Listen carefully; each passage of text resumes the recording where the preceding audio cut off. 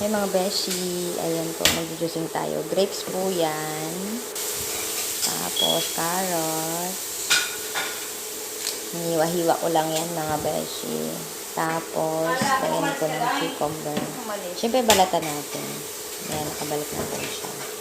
Hiwa-hiwa lang. Pagkatapos,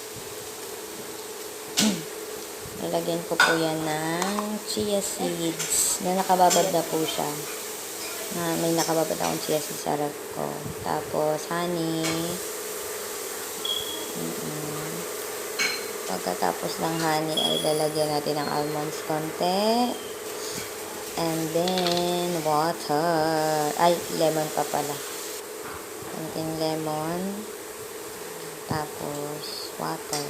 Tapos, i-blend na natin yan mga beshi. Tapos, yan ang inumin natin for tonight. Thank you for watching.